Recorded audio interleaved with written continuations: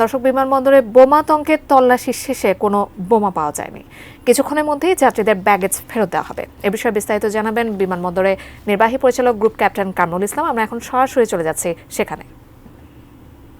দর্শকদেরকে এরই মধ্যে অবগত করেছেন যে আমি একটি বিমানে আসলে বোমার একটি মেসেজ আসলে বাংলাদেশ বিমান কর্তৃপক্ষের কাছে এসে পৌঁছায় এবং তার পরবর্তীতে বিমানবন্দর কর্তৃপক্ষ গোটা বিমানবন্দর এলাকায় নিরাপত্তা জোরদার করেছে এবং সেই বিমানটিকে ঘিরে রেখেছিল। এটিকে তল্লাশি করা হয়েছে এবং যাত্রীদেরকে বের করে আনা, তাদেরকে বিমানবন্দর থেকে ছেড়ে দেওয়া হয়নি।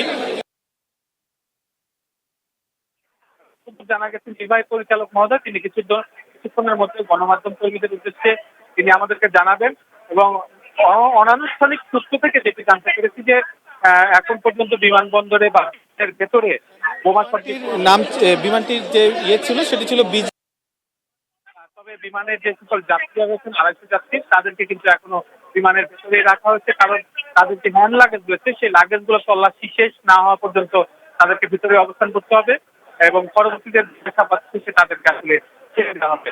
অন্যদিকে যেসব যাত্রীরা আটককৃত যাত্রীরা তাদের স্বজনরা কিন্তু বিমানবন্দরের বাইরে অবস্থান করছেন এবং তারা অনেকটা উৎকণ্ঠায় রয়েছেন যেন তাদেরকে দ্রুত ছেড়ে দেওয়া হয়, এই বিষয়টা তারা প্রত্যাশা করছেন।